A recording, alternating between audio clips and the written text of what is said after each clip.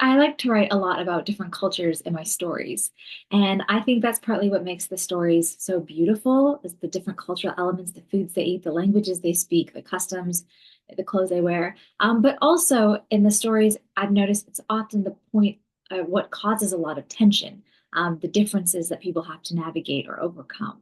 So culture, let's talk about it. I wanted to kind of dive in, and I think it's important to start with looking at the lens, taking off the glasses for a second and looking at how we're actually perceiving, how we perceive ourselves in relation to others.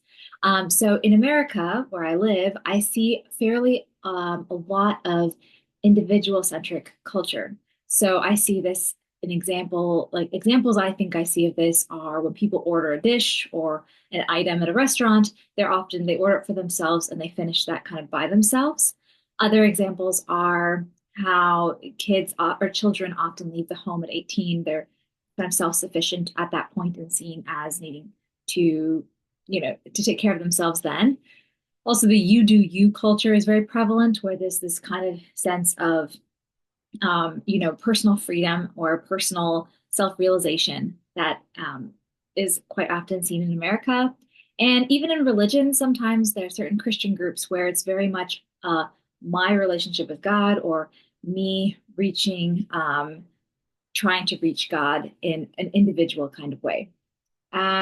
So yeah, I'd be curious to hear what you guys think of as other symptoms of the individualized culture. And I think that this culture is fairly prevalent, not just in America, but I've seen it in other countries as well, from what I can tell. But I think there's another kind of cultural relation, a way of relating to people around you, and that is other-centric culture. And I would see symptoms of this in, cultures where the norm is to put all the dishes at the center of the table and you kind of share everything. Or the norm might be staying home with your family after 18, maybe up until you're married, or maybe beyond that, living in intergenerational houses.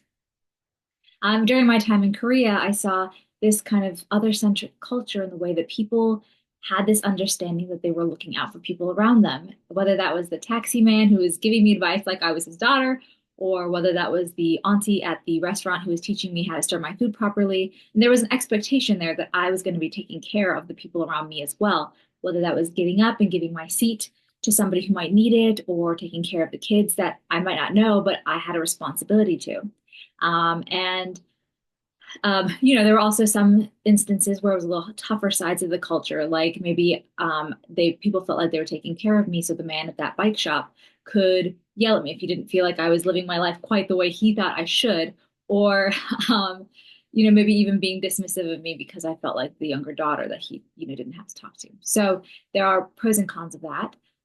These are some examples, I think, of an other-centric culture. And even in terms of religion, there's a more Trinitarian understanding of our relationship with God, where you get to know Him not just in relation being in relationship with Him, but also the way we treat and interact with others. And that's a more Trinitarian, other-centric idea, even within the Christian religion, or especially within that Christian religion. So in examining my own glasses, so to speak, my own lens, I am American, and I see beautiful elements in that personalized, individualistic culture. But coming from an Asian slash Pacific Islander background, I think that I would probably have to say I lean a little bit more heavily towards the other-centric culture. So that is obviously going to really shape the way I see other elements of culture because that's my perspective where I'm coming from. So I wanted to be upfront with that and kind of let you know so that you see that side of things as well. So with that in mind, understanding that there are different ways of perceiving culture and understanding that there might be the more individualistic sense or the more others based sense of how we react to others. Let's take a step back now then and just look at what is culture. The Oxford Languages Dictionary, I think. Oxford Language Dictionary says the customs, arts, social institutions, and achievements of a particular nation, people, or other social group. So I like to think of this as culture is culture is the thing that guides a specific group of people and also comes from a specific group of people. So it's very easy to see this with ethnic cultures. What does this group of people eat? What shared beliefs or values do they have? What art forms do they create? Maybe what clothes do they wear? And there's so many more elements of this as well.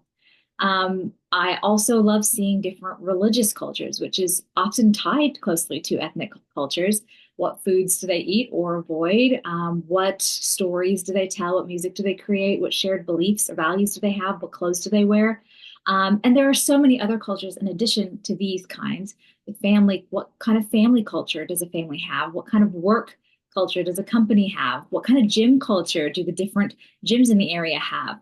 School cultures, state cultures or province cultures, the list goes on. Gen Z versus millennial culture. And so I kind of like to boil the idea of culture. This is huge, but I like to boil the idea of culture down to culture is the self-expression of a group of people. Maybe that's simplistic, but I think it's easy to think about it in that terms. And once we have this kind of culture as a self-expression from a group of people, some things become instantly really clear, right? One, it's intensely personal because it deals with identity. It's kind of the outpouring of a group's identity that they have together, but it's very, very personal. Number two is not everyone in a culture is going to share the same cultural elements. There's always going to be outliers or people that just don't connect with a certain element. Also, there can be problematic parts of a culture that we have to seriously consider or think about or ponder how to rework it. Like American hustle culture, for example, hard work, great, that's good. But working the grind constantly, wearing yourself into the ground and not valuing rest, that may be something that we need to rework, rethink. It's a part that can be improved. So that another piece of this understanding culture is that there can be problematic elements in it. And finally, what I would say when we're looking at culture is just that it's beautiful. I think about all the paintings, the music, the stories, the dances, the food, the values, the achievements, the customs, so many things that we have on this beautiful planet that really fall into this category of what's your culture? And they come out of these different cultures. So it's something quite valuable, quite beautiful, while being quite personal and yeah, quite um, quite unique, I guess. So I'm going to make the claim that everyone has a culture, whether it's uniquely a unique ethnic, religious, family, work, gym, whatever culture it is. I'm going to make the claim that everyone does have a culture. Um, they have a background that they come from, a set of values, and that they share with another group. So, my question for you today then is, do you share your culture? And I know this is a huge question. I'm going to dive into this first kind of from a writer's perspective, as an artist, as a writer and a painter in particular. And I think that there is a really fundamental human need to be seen and to be understood. From my own perspective, I don't write a story and then shove it in a drawer to be recycled eventually. When I write something that I feel is really beautiful, I want to share that. Like I want to get it published. We all, I'm sure there's many of you out there who know that dream of I want to publish it. Even if I don't have something, or maybe there's something that's a little bit personal for me to publish. I often do share that with like my family or close friends because I want to share that part of my heart with someone, right? So that's for me, I think that this is really important. And I find sharing culture to be a really similar experience. There is a desire to share the foods I love, to share the beliefs I have, to share my thoughts, to share my stories, my paintings. All of these pieces, I have the desire to share that with others. And I think that that is a really, interesting perspective. I want to tie this also into not just my perspective as a writer, but my perspective as a other-centric culture. And I know that this plays into it as well. I don't think of human beings as isolated entities, but as creatures that have a responsibility and a very close connection to those around them. I know that this plays into the love of sharing culture. I was talking with someone from Lebanon once who said something that really hit me.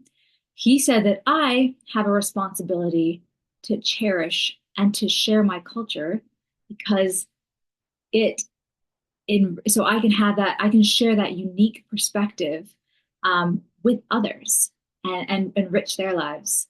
And he said that he also has the the responsibility in some ways to cherish and to maintain and to share his culture so that he can give me that unique perspective. I feel like that was a really fascinating thought that I had never really thought of it that way of like maintaining and cherishing our own culture is partly so that we can bless others through it. And I thought that that really struck me. In this particular case, he was talking about our different religious cultures, which I thought was really cool. But I think it could be applied even beyond that context into different cultures as well. It really enrich the lives of those around us and give lots of food for thought.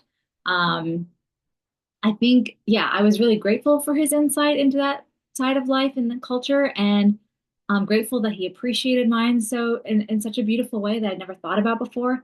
So that there's this idea that our cultures can actually enrich the lives of others around us, and I think that that is so beautiful and empowering and exciting just knowing that. But what complicates this then? Um, I'm going to look at three different things which I think can make sharing culture a little bit more difficult.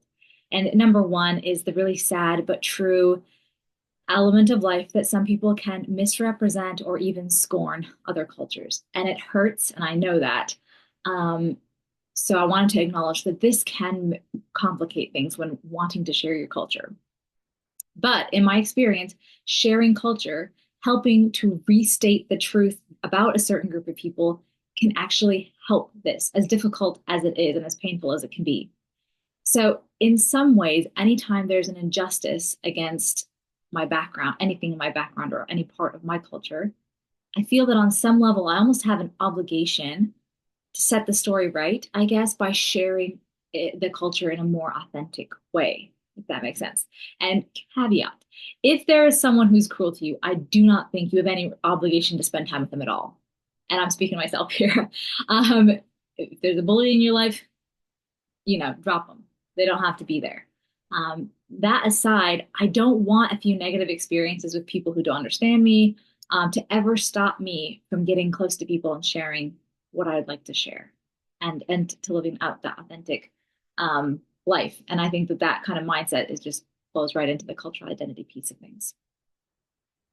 There's also the opposite problem. That's point two that really complicates thing is when there are people who are so obsessed about a particular culture that it feels like they're just seeing the things about you and they're never actually seeing you. So they're obsessed maybe with the food and the language and the mannerisms and but there's something that's odd about the obsession. And this is a reality as well. It makes me think of a quote I heard about Jeff Bezos where he loves humanity, whatever that means, but he doesn't like individual people. There we have a huge problem because we're not, we are individual people. And I feel like I kind of need a whole video to talk about this issue at some point, maybe if you're interested. It's nuanced. Appreciating culture is really good, but unhealthy and ungrounded kind of obsession with it is bad. And that means I probably don't want to be friends with someone who just likes a certain cultural element about me. If it's someone who just wants a Pacific Islander Asian friend, um, I might have a harder time connecting with them because they don't really care about me as an individual. Um, but I would like to be friends with someone who sees me and who appreciates my culture and the beauty that comes with that. So there's a nuance there, but I think it's important to mention because I think that that obsessive kind of um, thought or attitude around culture can complicate things when you're trying to share and you're not so sure if you want to anymore.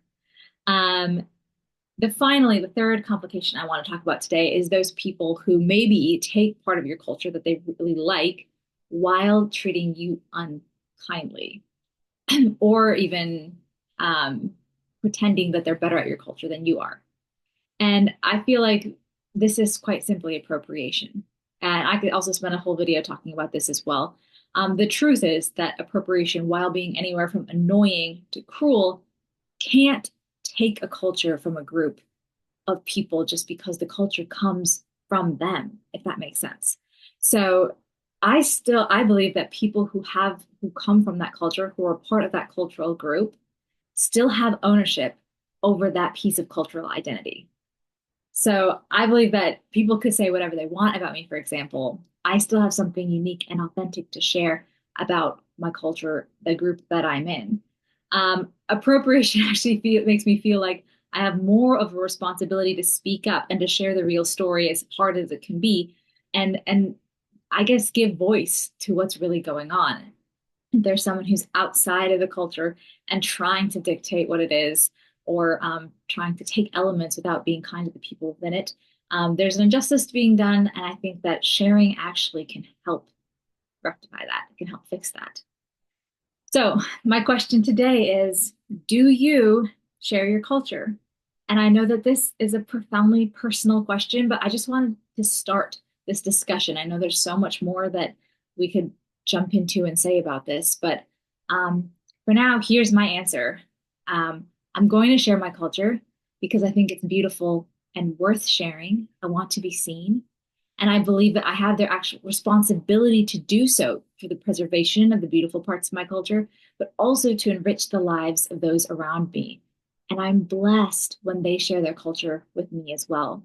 And I don't want the cruel, the obsessed, or the appropriating people to stop me from sharing the way I would like to. I think future conversations, we can talk about how to approach a culture that's not our own with respect and delight without being obsessive. I'd like to also have conversations about what to do when we see elements of a culture that we find problematic, in our own or others. But for today, I just want to wrap up with the question: do you think culture should be shared? And what should that look like? Because I think your perspectives, behaviors, art, and values are worth sharing and would make the world a more beautiful place.